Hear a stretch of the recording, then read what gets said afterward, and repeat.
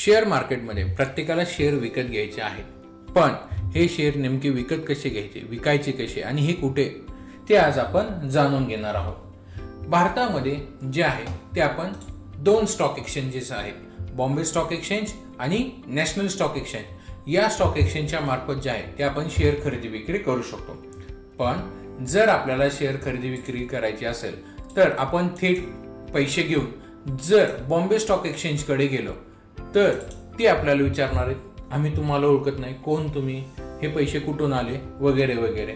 तसेच आपल्यासारखे जर करोडो लोक तिथे शेअर्स विकत घ्यायला गेले तर त्या एक्सचेंजला एकाच वेळेस एवढ्या लोकांना हँडल करणं शक्य होणार नाहीये. मग अशा वेळेस काय होतं तर ते म्हणतात की आम्ही आमचे काही एजंट नेमलेले आहेत, तुम्ही त्या एजंट मार्फत आमच्याकडे या, आम्ही तुम्हाला काय करू, परवानगी देऊ. मग आता यांचे हे एजंट आहेत ते म्हणजे दुसरे तिसरे कोणी नसून ते जे आहेत ते आहेत इंटरमिडिएट ब्रोकर्स, ज्याला दलाल बोललं जातं. पण मग यांच्याकडे सुद्धा आपण कॅश घेऊन जाऊ शकतो का? नाही. त्याच्यासाठी आपल्याला सगळ्यात पहिलं जे अकाउंट लागणार आहे ते म्हणजे सेव्हिंग अकाउंट, जे कोणत्याही नॅशनलाइज बँकेमध्ये आपण उघडू शकतो. आता जेव्हा आपण पुन्हा ब्रोकरकडे जाणार आहोत पैसे घेऊन आणि त्यांना सांगणार की आम्हाला शेअर्स विकत घ्यायचे आहेत, कृपया आम्हाला शेअर्स विकत घ्यायला मदत करा, पण पुन्हा ते विचारणार आहेत, कोण आहेत तुम्ही, कुठले, आम्ही तुम्हाला नाही ओळखत, कशाने हे पैसे तुमचेच आहेत, वगैरे वगैरे असे प्रश्न. मग अशा वेळेस ब्रोकर काय बनणार आहे, मी तुम्हाला एक फॉर्म देतो आणि तो फॉर्म भरून मला द्या आणि त्याच्या मार्फत मी तुम्हाला परवानगी देतो. आता हा फॉर्म म्हणजेच काय, ज्याला KYC बोललं जातं, म्हणजे नो युअर क्लायंट. मग अशा वेळेस ब्रोकर जे आहे ते आपल्याकडून जे आहेत भरपूर सारे डॉक्युमेंट घेतो. मग हे डॉक्युमेंट कोणकोणते आहेत तर हे डॉक्युमेंट आहेत आपलं आधार कार्ड, पॅन कार्ड, बँकेची माहिती, आपली सही, मोबाईल नंबर, मेल ID आणि एक रिअल टाइम फोटो, म्हणजे प्रत्यक्षात आपण एक फोटो घेतो. मग आता हे सर्व डॉक्युमेंट जे आहेत ते आपण ब्रोकर्सला देतो आणि ब्रोकर्स जे आहे ते आपलं आधार कार्डवरचं नाव, पॅन कार्डवरचं नाव, बँकेची माहिती, ह्या तिन्हीवर आपलं नाव एकसारखं आहे का, याच्यात कुठं स्पेलिंग मिस्टेक झाली का नाहीये ते चेक करतात. तसेच आपलं आधार कार्ड आणि मोबाईल नंबर कनेक्टेड आहे का हे पाहिलं जातं. त्याच्यानंतर पॅन कार्ड आणि आपली सही एक आहे का, मोबाईलला OTP पाठवून पाहतात, मेलला OTP, आणि हे सर्व केल्यानंतर जे आहे ब्रोकर आपल्याला एक अकाउंट देतो. आता भरपूर लोकांचा इथं गैरसमज असा होतो की ब्रोकर आपल्याला डीमॅट अकाउंट देतात. नाही, ब्रोकर आपल्याला डीमॅट अकाउंट देत नाही. ब्रोकर आपल्याला जे आहे ते ट्रेडिंग अकाउंट देतो. कसं ते आपण पाहणार आहोत. ओके. मग आता या ठिकाणी जर आपण पाहायला आलो, समजा एक 3 व्यक्ती आहेत, मिस्टर 1, मिस्टर 2, मिस्टर 3, आणि या व्यक्तींकडे कॅश आणि गोल्ड आहे आणि या तिन्ही व्यक्तींचं जे आहे ना ते एकाच बँकेत अकाउंट आहे. ओके. मग मिस्टर A जो आहे त्याच्याकडे 5 लाख कॅश आहे, 5 तोळे सोनं आहे. मिस्टर B कडे 10 लाख कॅश आहे, 2 तोळे सोनं आहे. आणि मिस्टर 3 कडे जे आहे ते 1 लाख कॅश आहे आणि 15 तोळे सोनं आहे. मग आता हे सर्व 3 जण एकाच बँकेमध्ये जे आहे त्यांचं अकाउंट आहे आणि या तिघांना त्यांचे पैसे आणि त्यांचं सोनं त्या बँकेत ठेवायचे. तर सर्वात पहिल्यांदी प्रोसेस काय राहणार, जेव्हा मिस्टर A ला बँकेत पैसे ठेवायचे आहेत तर तो कॅश घेऊन जाणार, रिसिट चेक करणार, रिसिटमध्ये त्यांचा अकाउंट नंबर, नाव, किती नोटा आहेत, आजची तारीख वगैरे सर्व गोष्टी लिहिणार आणि ते लिहिल्यानंतर तो कॅशियरकडे जाणार. कॅशियर काय करणार आहे, त्यांचं अकाउंट डिटेल्स चेक करणार, नाव चेक करणार, नोटा मोजून घेणार आणि ते सर्व झाल्यानंतर त्यांना एक रिसिट देणार आणि इलेक्ट्रॉनिक फॉर्मॅटमध्ये त्यांच्या अकाउंटमध्ये बॅलन्स जमा होईल. तसंच मिस्टर 2 सुद्धा करणार, मिस्टर 3 सुद्धा करणार. पण आता मिस्टर 1, 2 आणि 3 यांची जे पैसे आलेले आहेत तो जो कॅशियर आहे तो सर्व पैसे काय करतो, त्याच्या समोर जे ड्रॉवर आहेत त्याच्यातच ठेवतो, असे वेगवेगळे बांधून ठेवत नाही. आता मग त्या ड्रॉवरमध्ये जर पाहायला गेलं तर काय होतं तर 500 रुपयांचा एक ड्रॉवर, 200 रुपयांचा ड्रॉवर, 100 रुपये, ज्याच्यात नोटा ठेवल्या जातात. म्हणजेच काय, या तिघांचे जे पैसे आहेत ते एकत्रित ठेवल्या गेलेले आहेत. पण ते जर सोन्याच्या बाबतीत पाहायला गेलं तर सोनं एकत्र ठेवलं जाणार आहे का? नाही. का? कारण सोन्यामध्ये असे भरपूर साऱ्या गुणधर्म आहेत, प्रॉपर्टीज आहेत, ज्याच्यामुळे सोनं जे आहे ते एकत्र ठेवलं जात नाही. मग आता त्या कोणकोणत्या प्रॉपर्टीज आहेत ते आपण पाहणार आहोत. Okay, properties. सर्वात पहिल्यांदी ते म्हणजे काय, प्रत्येकाचं सोनं जे आहे ते वेगवेगळ्या प्युरिटीज आहे. कुणाचं 22 कॅरेट, कुणाचं 22.5 कॅरेट, 23 कॅरेट, 24 कॅरेट, बरोबर आहे. त्याच्यामुळे सोनं एकसारखं आहे का? नाहीये. त्याच्यानंतर प्रत्येकाची जी आहे ती बाईंग प्राइस जी आहे ती वेगवेगळी राहणार आहे. कोणी 2000 साली खरेदी केले, कोणी 2010 साली खरेदी केले, कोणी 2020 साली खरेदी केले. त्याच्यामुळे या तिघांची जी आहे ती त्या सोन्याची किंमत एकसारखी आहे का? नाहीये. तसंच त्या सर्वांचा होल्डिंग पिरियड म्हणजेच काय की ज्या व्यक्तीने 2000 साली ते सोनं खरेदी केलं, आज 2025 चालू आहे, 25 वर्ष त्यांनी ते सोनं घेऊन ठेवलेलं आहे. पण त्याच विरुद्ध एखाद्याने ते 2020 ला खरेदी केलं तर त्यांचा होल्डिंग पिरियड फक्त 5 वर्षे येत आहे. तसेच पुढे जर पाहायला गेला तर अजून काय होणार आहे, तर त्यांची डिझाईन एकसारखी आहे का? नाहीये. मग आता जर या ठिकाणी पाहायला गेलं तर प्रत्येकाची जे आहे तर ते काय केलं जाणार आहे, डिझाईन वेगवेगळी राहणार आहे. ओके. त्याच्यानंतर जे आहे ते प्रत्येकाचा प्रकार वेगवेगळा राहणार आहे. कुणाची अंगठी आहे, कुणाचं नेकलेस आहे, कुणाचं ब्रेसलेट आहे, बरोबर आहे, कुणाचं लॉकेट आहे. मग हे प्रकार वेगवेगळे आहेत. त्याच्यानंतर जे आपण पुढच्या प्रॉपर्टीज आहे ते म्हणजे काय की प्रत्येकाची क्वांटिटी वेगवेगळी आहे. कुणाचं 1 तोळे सोनं आहे, कुणाचं 5 तोळे सोनं आहे, कुणाचं 15 तोळे सोनं आहे. मग क्वांटिटी वेगवेगळी आहे. आता हे सर्व झाल्यानंतर काय झालं की या सर्व प्रॉपर्टीज असल्यामुळे ते सोनं एकत्र ठेवलं जातं का? नाही. तर त्याला काय केलं जातं, आपल्याला बँक काय करते, लॉकर प्रोव्हाइड करते. मग लॉकर जेव्हा आपल्याला भेटतं मग ह्या प्रत्येकाला जे आहे ते 3 सेपरेट लॉकर भेटणार आहेत आणि हे लॉकर वापरून जे आहेत हे लोक त्या लॉकरमध्ये त्यांचं सोनं ठेवणार आहे. त्याच्यामुळे काय की त्यांचं सोनं सुरक्षित राहणार आहे. आता या जशा सोन्याच्या प्रॉपर्टीज आहेत तसंच जर आपण शेअर मार्केटमध्ये पाहायला गेलो, बरोबर आहे की आता या तिघांनी याच ब्रोकरकडे अकाउंट ओपन केलं आणि भरपूर लोकांना जे वाटतं की आपले शेअर्स ब्रोकरकडे राहतात, पण तसं नाहीये. कसं ते आपण पाहूया. जर हा ब्रोकर आहे आणि हे शेअर्स आहे, उदाहरणार्थ एखादा शेअर्स आपण उदाहरण घेऊया, रिलायन्स कंपनीचे शेअर्स आहेत, बरोबर आहे. तर प्रत्येकाची जी आहे ती बाईंग प्राइस वेगवेगळी राहणार आहे. म्हणजे मिस्टर ए ने रिलायन्स शेअर 2000 साली खरेदी केले, मिस्टर बी ने 2010 साली, मिस्टर टीने ते 2020 साली खरेदी केलं. त्याच्यामुळे प्रत्येकाची खरेदी किंमत जी आहे ती वेगवेगळी राहणार आहे. कसं? कारण जर आपण इथं पाहायला गेलो तर प्रत्येक वर्षी जे आहे त्या रिलायन्सच्या शेअरची किंमत जी आहे ती वेगवेगळी आपल्याला इथे दिसणार आहे. म्हणजे ज्यांनी 2002 ला खरेदी केलं त्यावेळेस 26 रुपये किंमत होती, ज्याने 2010 साली खरेदी केलं त्यावेळेस 262 किंमत होती आणि ज्यांनी 2020 साली खरेदी केलं त्यावेळेस 1027 रुपये किंमत होती. आता त्याच्यानंतर प्रत्येकाचा जो आहे तो होल्डिंग पिरियड काय राहणार आहे, वेगवेगळा राहणार आहे. ज्यांनी 2000 साली खरेदी केलं तो आज 25 वर्ष झालं त्यांनी ते शेअर्स विकत घेतले. ज्याने 2010 साली खरेदी केलेले शेअर त्यांनी आज 15 वर्ष त्यांनी शेअर्स होल्ड केलेत आणि ज्यांनी 20 साली खरेदी केले ते 5 वर्ष होल्ड केले. तसेच प्रत्येकाची क्वांटिटी एकसारखी आहे का? नाहीये. प्रत्येक जण काय करते, कोणी 5 शेअर घेतले, कोणी 50 घेतले, कोणी 100 घेतले, बरोबर आहे. आणि टाईप म्हणून एक प्रकार राहतो, म्हणजे ते कोणत्या प्रकारे घेतलेले तो वेगळा मुद्दा आहे. महत्वाचे काय की हे जे 3 फॅक्टर आहेत, या 3 फॅक्टरमुळे काय झालं, त्या ब्रोकरकडे जे आहेत ते शेअर्स एकसारखे राहणार आहेत का? नाहीये. मग याच्यात सुद्धा शेअर्स मध्ये काय प्रॉपर्टीज तयार झालेल्या आहेत. मग हे ब्रोकरला कसं कळणार आहे की कोणी शेअर्स कितीला खरेदी केले, किती दिवस झाले ते विकत घेतलेले आहेत.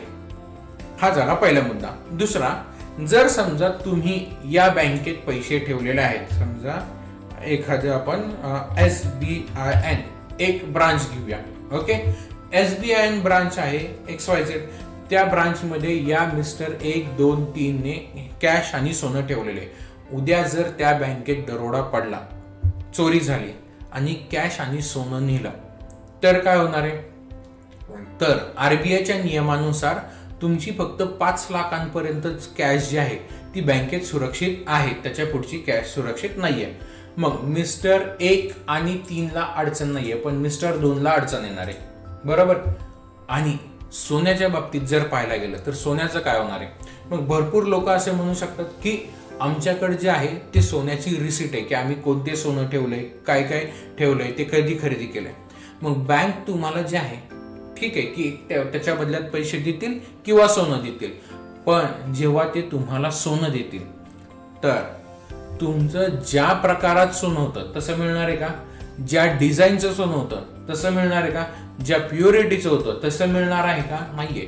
जास्तीत जास्त ते तुम्हाला काय करतील, सोन्याचं कॉईन किंवा बिस्किट देतील. पण पुन्हा ते सोन्याचं कॉईन किंवा बिस्किट घेऊन आपण जेव्हा ज्वेलर्सकडे जाणार आहे आणि आपले जे सोनं आपण बँकेत ठेवलेलं तसं पुन्हा बनवून घेणार आहे, तर त्यावेळेस लागणारे मेकिंग चार्ज, GST हे बँक आपल्याला देणार आहे का? नाही देणार, बरोबर आहे. मग इथं आपलं काय होणार आहे? नुकसान होणार आहे. आता हे झालं बँकेच्या बाबतीत. पण जसं लोकांना वाटतं की आपले शेअर्स जे आहेत ते कुणाकडे? ब्रोकरकडे आहेत. उद्या तो जर ब्रोकर पळून गेला तर काय होणार आहे? आपण कुणाकडे जाणार आहोत? बरोबर आहे. तर असं होत नाही, कारण आपले जे शेअर्स आहेत हे ब्रोकरकडे राहत नाहीयेत. आपले शेअर्स जे आहेत ते भारतात फक्त 2च कंपन्या आहेत की ज्यांच्याकडे ते शेअर्स ठेवले जातात. ते आहे CDSL आणि NSDL. या 2च कंपन्या आहेत की ज्या काय करतात, आपले शेअर्स जे आहेत ते स्टोअर करून ठेवतात. मग यालाच बोललं जातं सेंट्रल डिपॉझिटरी सर्व्हिस लिमिटेड आणि नॅशनल सिक्युरिटीज डिपॉझिटरी लिमिटेड. आणि या दोन्ही कंपन्या ज्या आहेत ते गव्हर्नमेंट ऑपरेट करतं. उद्या सरकार बदलेल पण सरकार पळून जाणार नाहीयेत. मग यांच्याकडे भलेही आपण शेअर ब्रोकर मार्फत खरेदी करतो, पण आपले जे शेअर्स राहतात तर ते कुणाकडे राहतात? पुन्हा ते राहतात NSDL किंवा CDSL कडे. मग पुन्हा आपण जर NSDL किंवा CDSL कडे गेलो की आम्हाला जे आहे ते डिजिटल लॉकर तुम्ही प्रोव्हाइड करा ज्याच्यामध्ये आम्ही शेअर्स ठेवू, तर पुन्हा ते आपल्याला तेच विचारणार आहेत की कोण तुम्ही, आम्ही तुम्हाला नाही ओळखत, कशाने हे पैसे तुमचे, तुम्ही कुठे राहता, काय करता, आम्हाला काहीही माहित नाहीये. ते काय म्हणतात की आम्ही आमचे काही एजंट नेमलेले आहेत, त्या एजंट मार्फत तुम्ही आमच्याकडे या, आम्ही तुम्हाला काय करू, परवानगी देऊ.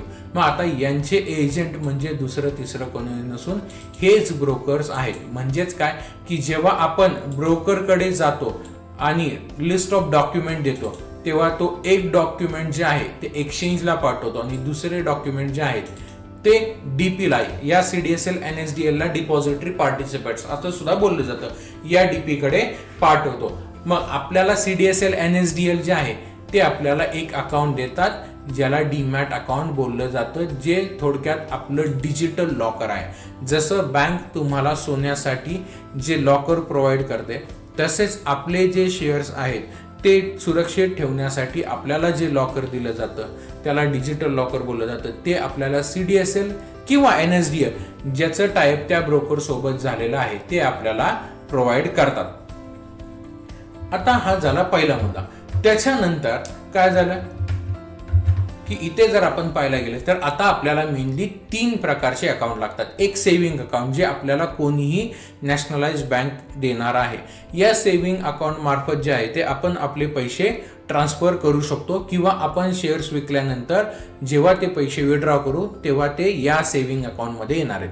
दुसरं जे आहे ते म्हणजे ट्रेडिंग अकाउंट. हे आपल्याला कोणताही रजिस्टर ब्रोकर आणि सब ब्रोकर देतात.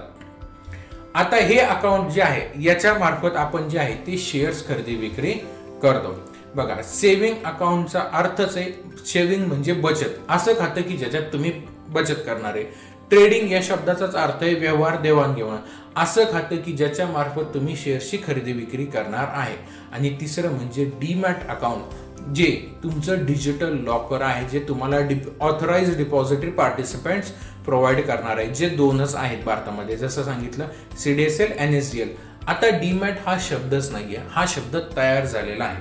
कसं, जर आधीच्या काळात पाहायला गेलं, म्हणजे उदाहरणार्थ हर्षद मेहताचा काळ किंवा 2000 सालच्या आसपासचा काळ जर आपण पाहायला गेलं, तर त्यावेळेस जे आहे ते आपल्याला शेअर जे आहे ते पेपर फॉर्मॅटमध्ये येत होते. मग आता पेपर फॉर्मॅटमध्ये येत होते म्हणजेच काय,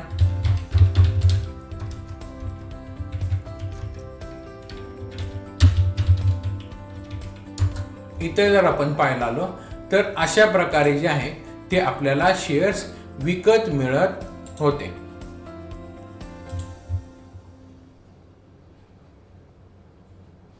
एक मिनिट, आपण दुसरी साइड ओपन करूया.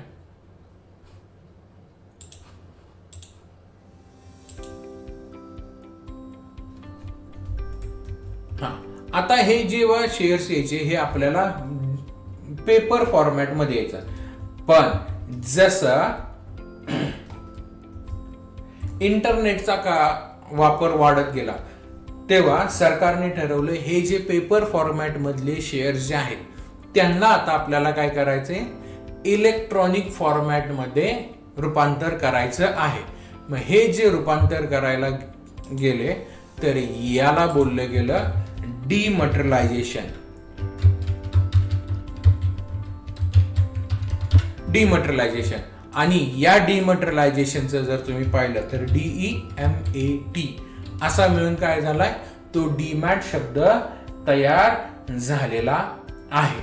म्हणजेच काय की डीमॅट म्हणजे दुसरं तिसरं काही नसून आपलं डिजिटल लॉकर आहे, ज्याच्यामध्ये आपण शेअर स्टोअर करणार आहोत. मग हे आता तिन्ही अकाउंट कसे काम करतात, तर सर्वात पहिल्यांदा जे आहे ते आपण पैसे घेऊन बँकेत जातो आणि बँकेत ते पैसे आपल्या सेव्हिंग अकाउंटला डिपॉझिट करतो. ते डिपॉझिट केल्यानंतर ते आपल्याला जे आहे त्या या ट्रेडिंग अकाउंटमध्ये, हे जे ब्रोकरचं ऍप्लिकेशन आहे याच्यामध्ये आपण जे आहे ते वेगवेगळे शेअर्स जे आहेत ते ऍड करतो आणि याच्या मार्फत आपण शेअर्स खरेदी विक्री करू शकतो. मग आता जेव्हा आपण इथे आलेलो आहे तेव्हा इथे आपल्याला दोन वेगवेगळे ऑप्शन दिसणार आहे की इथं ऍड फंड आणि विड्रॉ आहे. इथं आपण ते पैसे ऍड करणार आहोत आणि इथे ते पैसे ऍड केल्यानंतर हे जे ट्रेडिंग प्लॅटफॉर्म आहे किंवा याला ट्रेडिंग टर्मिनल बोललं जातं, याच्या मार्फत जे आहे ते आपण शेअर्स खरेदी करणार आहोत. मग आपले जेवढे पैसे आहेत ते आपल्याला इथं दिसणार आहेत, रिक्वायर्ड बॅलन्स किती लागतंय आणि आपल्याकडे अवेलेबल किती आहे. जर ते योग्य प्रमाणात असतील तर आपण इथं शेअर्स विकत घेणार आहोत आणि हे विकत घेतलेले शेअर्स आहेत ते आज आपल्याला या पोझिशनला दिसणार. यालाच थोडक्यात ट्रेडिंग अकाउंट बोललं जातं. आणि जर ते शेअर आपण पूर्ण पैसे देऊन काही कालावधीसाठी आपल्याला ठेवायचे आहे तर ते आजचा दिवस म्हणजे उदाहरणार्थ आज 31 तारखेला मी हे जेव्हा शेअर्स खरेदी करत आहे तर पहिल्या दिवशी आज 31 तारखेला मला ते पोझिशन मध्ये दिसणार आणि उद्या जे आहे म्हणजेच 1 नोव्हेंबरला ते माझ्या या होल्डिंगला दाखवणार आहे. आता हे होल्डिंग म्हणजेच हे माझं डीमॅट अकाउंट आहे जिथे मी शेअर्स कोणकोणते घेतलेले हे दिसत आहे. मग आता प्रश्न असा पडतो, सर हे तर झिरोदाचा अकाउंट आहे जो एक ब्रोकर आहे आणि इथे आपल्याला शेअर्स दिसत आहे, पण तसं नाहीये. जर आपण फोन पे, गुगल पे यांसारखे ऍप वापरतो आणि त्याच्यामध्ये जाऊन आपण बॅलन्स चेक करतो तर आपल्याला फोन पे मध्ये, गुगल पे मध्ये आपला बॅलन्स दिसतो. मग याचा अर्थ असा आहे का की तो जो बॅलन्स आहे तो फोन पे आणि गुगल पे मध्ये नाही, ते जे पैसे आहेत ते आपल्या बँकेमध्येच आहेत. फक्त गुगल पे आणि फोन पे तो बॅलन्स घेऊन त्यांच्या ऍप्लिकेशनवर दाखवत आहेत की हो तुमच्या बँकेमध्ये एवढे पैसे आहेत. त्याच पद्धतीने इथे ब्रोकर जे आहे ते डीमॅट अकाउंट मधून आपल्या शेअर्सची माहिती घेत आहे आणि इथे आपल्याला होल्डिंग मध्ये दाखवत आहे की आपल्याकडे कोणते शेअर्स आहेत, कितीला विकत घेतले, किती त्याचा फायदा चालू आहे. तसेच जेव्हा आपल्याला इथं हे शेअर्स विकायचे आहेत तर आपण नॉर्मली इथं येऊन या ठिकाणी येऊन हे शेअर्स जे आहेत ते इथे विकणार आहोत आणि हे विकलेले शेअर्स पुन्हा काय होणार आहे, पोझिशनला जाणार आणि यांची विकलेली जी किंमत आहे ती कुठे येणार आहे, ती आपल्याला इथे फंड्स मध्ये येणार आहे आणि इथून ते आपण विड्रॉ करू शकतो आणि विड्रॉ केल्यानंतर 24 ते 48 तासांमध्ये ते पैसे आपले पुन्हा सेव्हिंग अकाउंटमध्ये येणार आहेत आणि तिथून आपण ते काढू शकतो. म्हणजेच काय की आपल्याला जर शेअर्स खरेदी विक्री करायचे म्हणले तर 3 अकाउंटची गरज आहे. सेव्हिंग अकाउंट, ट्रेडिंग अकाउंट आणि डीमॅट अकाउंट. पण आता महत्वाचा प्रश्न असा होतो की हे 3 अकाउंट आपल्याला कोण काढून देऊ शकतो. तर असे काही ब्रोकर्स आहेत जे तुम्हाला 3ही अकाउंट ओपन करून देऊ शकतात. तर ते कोणकोणते आहेत? तर ते आहेत बँका. कारण भारतामध्ये सेव्हिंग अकाउंट ओपन करण्याचा अधिकार फक्त बँकेकडे. मग HDFC bank, bank of Maharashtra, ICICI, state bank, Kotak, union यासारख्या प्रत्येक बँक जे आहे ते आज ब्रोकर म्हणून सुद्धा काम करतात आणि जेच तुमचं ट्रेडिंग अकाउंट आणि डीमॅट अकाउंट ओपन करतात. पण इथे प्रश्न असा येतो की यांच्याकडे आपण ते डीमॅट अकाउंट का ओपन करायचं नाहीये. कारण जेव्हा आपण त्यांच्याकडे ट्रेडिंग अकाउंट आणि डीमॅट अकाउंट ओपन करतो तेव्हा आपली प्रायव्हसी तिथे राहत नाही. कारण याच बँकेकडे आपल्या सेव्हिंग अकाउंटमध्ये पैसे किती तेही माहिती आहे आणि ट्रेडिंग आणि डीमॅट मध्ये किती आहे तेही माहिती आहे. आपण जे आहे ते थर्ड पार्टी ब्रोकरकडे अकाउंट ओपन करायचे. उदाहरणार्थ झिरोदा, अपस्टॉक, एंजल वन, मोतीलाल, 5 पैसा, ग्रो यांसारखे भरपूर जे आहेत ते थर्ड पार्टी ॲप जे आहेत त्यांच्याकडे आपण ट्रेडिंग आणि डीमॅट अकाउंट ओपन करणार. यालाच 2-in-1 बोललं जातं. आता 2-in-1 म्हणजे काय की जर मी इथे आलो या ठिकाणी तर ही माझी बँक आहे. या बँकमध्ये मी माझं सेव्हिंग अकाउंट ओपन करणार आहे आणि इथे जे आहे हे माझं थर्ड पार्टी ब्रोकर आहे ज्याच्याकडे मी trading account / demat account open करणार आहे. मग जेव्हा मी बँकेतून पैसे जे आहेत ते माझ्या ब्रोकरच्या अकाउंटमध्ये ऍड करतो तेव्हा ब्रोकर्सला हे माहीत नाही हे पैसे मी कुठून आणलेत, किती रुपये आणलेत, हे पैसे ऍड केल्यानंतर माझ्या बँकेत किती पैसे आहेत. एकदा ते पैसे ब्रोकरच्या अकाउंटवर जमा झाले म्हणजे आपल्या ट्रेडिंग अकाउंटवर, तर बँकेला हे परत कधीही समजत नाहीये की या पैशांचा आपण कोणते शेअर्स विकत घेतले, कितीला विकत घेतले, किती फायदा झाला, किती नुकसान झालं हे दिसत नाही. तसंच 3-6 महिन्यानंतर जेव्हा मी त्यातली काही रक्कम जी आहे ते विड्रॉल करेल तर बँकेला फक्त हे समजणार आहे की माझ्याकडे हे पैसे विड्रॉ केलेले आहे. हे कोणते शेअर्स विकून किती फायदा कमवून पैसे विड्रॉल केले हे कधीही समजणार नाही. तसेच जेव्हा एकदा ते पैसे बँकेत जमा होतील ब्रोकरला जे आहे ते कधी समजणार नाही की त्या पैशांचं आपण काय करताय. त्याच्यामुळे जे आहे ते इथे आपल्याला प्रायव्हसी तयार झालेले दिसते. त्याच्यामुळे आपण कधीही जे आहे ते 2-in-1 अकाउंट जे आहे ते प्रेफर करणार आहोत, 3-in-1 नाही. मग आता जर तुम्हाला हे झिरोदाचं ट्रेडिंग अकाउंट ओपन करायचं असेल तर तुम्ही डिस्क्रिप्शन बॉक्समध्ये दिलेल्या लिंकवर क्लिक करून तुम्ही तुमचं अकाउंट ओपन करू शकता. त्याच्यासाठी तुम्हाला जे आहे हे डॉक्युमेंट असणं गरजेचं आहे. आधार कार्ड, पॅन कार्ड, बँकेची माहिती, सही, मोबाईल नंबर, मेल ID आणि एक रिअल टाइम तुमचा फोटो घेतला जातो ज्याच्यामध्ये 4 अक्षरी नंबर दिलेला राहतो. तुम्हालाही शेअर मार्केटमध्ये गुंतवणूक करायची असेल तर ट्रेडिंग आणि डीमॅट अकाउंट असणं गरजेचं आहे. जर तुम्ही आधी कोणतं ट्रेडिंग अकाउंट वापरत असाल तर आम्हाला कमेंट करून सांगा.